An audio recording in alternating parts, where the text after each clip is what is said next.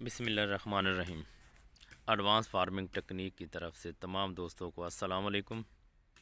आज हम प्रोग्राम गलबात आपसे मुशावरत करेंगे ज़ीरो टेलेज, यानी कि धान में जब धान की कटाई हो जाए तो उसको हल चलाए बगैर सिर्फ ड्रिल कर देनी, जिसको ज़ीरो टेलेज कहते हैं।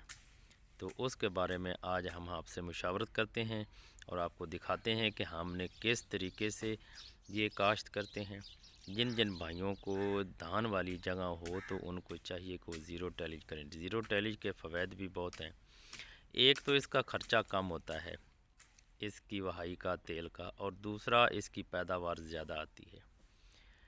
जो बाक़ियात होती हैं धान की, उसको आग लगाए बगैर ही हम ज़ीरो टेलेज कर सकते हैं।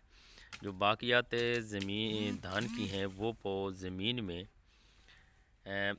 खाद का काम करती हैं। जब इसमें गल सड़ जाती हैं, कंपोज हो जाती हैं, तो वो खाद का काम करती हैं।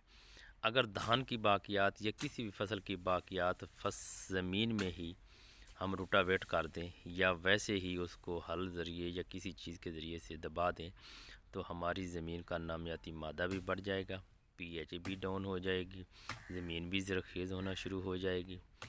तो इसके फ़वाइद बहुत हैं। लिहाजा आग नहीं लगानी। आग लगाए बगैर आपने ये ज़मीन में हर ज़ीरो टेलेज कर देनी है। और मैं आपको बताता हूँ, ये देखें, ये हमने धान की कटाई की थी। धान की कटाई के बाद हमने ये ज़ीरो टेलेज शुरू कर दी। ये देखें माशाल्लाह, मैं आपको इसके जो दाने गिरते हैं ना, वो भी मैं आपको दिखाता हूँ। एक तो ये इनका 5-6 इंच का फासला सिर्फ होता है, 4 इंच का फासला होता है। 4 इंच के ये दाने पड़े हैं, खाद पड़ी है। और हमने एक थैला खाद, 50 किलो बीज इसमें ड्रिल में डाल दिया। वो आपको दिखाया है पहले कि खाद इसकी दो होते हैं। ऐसी खाद अलग से के ज़मीन में केरती है और जो बीज है वो अलग से ड्रिल करती है। अलग अलग होती हैं, इसके खाद की नालियाँ अलग होती हैं और बीज वाली अलग होती हैं। तो खाद और बीज वाली नालियाँ इकट्ठी ही एक ही सीधी जाती हैं अपनी ज़मीन में।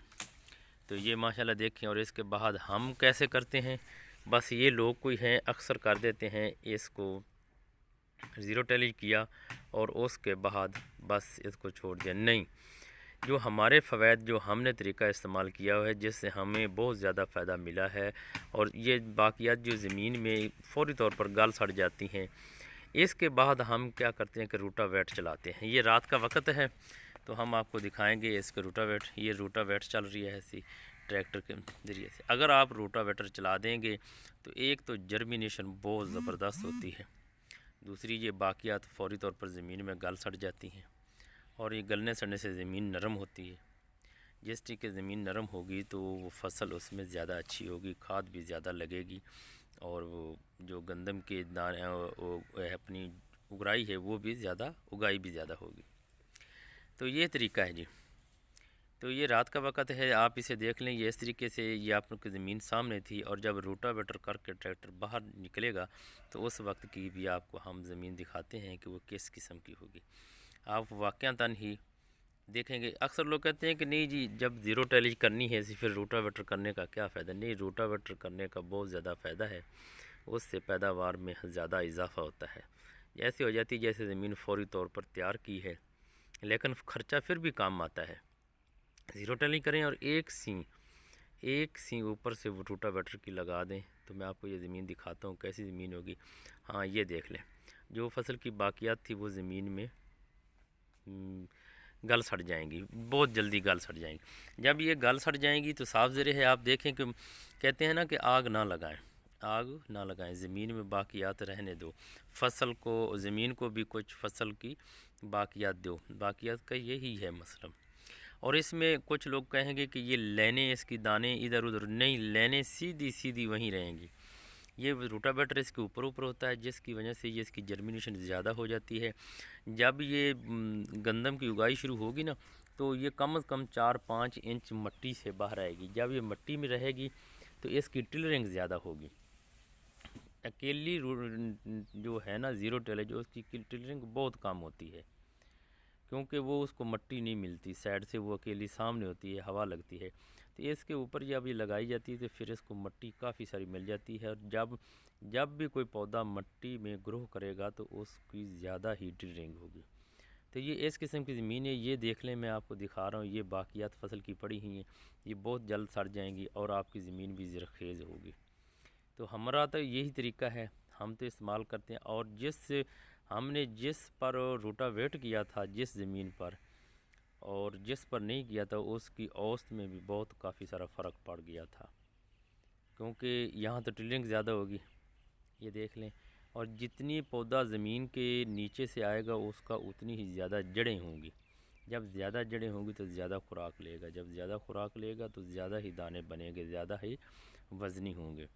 تو میں یہ کوشش تو میں کر رہا تھا کہ اگر اس کی جرمینیشن ہو جائے تو پھر اس کے بعد میں آپ تک یہ ویڈیو پہنچاؤں، لیکن میں نے دیکھا کہ کافی سارے دوست ابھی تک بیٹھے ہوئے ہیں، وہ کہہ رہے ہیں کہ ہم نے کیا کرنا ہے، کوئی کالیں آ رہی تھی کہ ہم نے دھان کی والی جگہ پر کسی نے رونی چھوڑ دی تھی، نہیں وہ نہیں کیا، اگر بالکل ہی تھوڑا سا وتر ہو نا، بالکل تھوڑا سا محسوس ہو آپ کو وتر، زیرو ٹیلی کرنے سے پھر بھی آپ کی جرمینیشن ہو جائے گی، آپ کو پریشان ہونے کی ضرورت نہیں ہے۔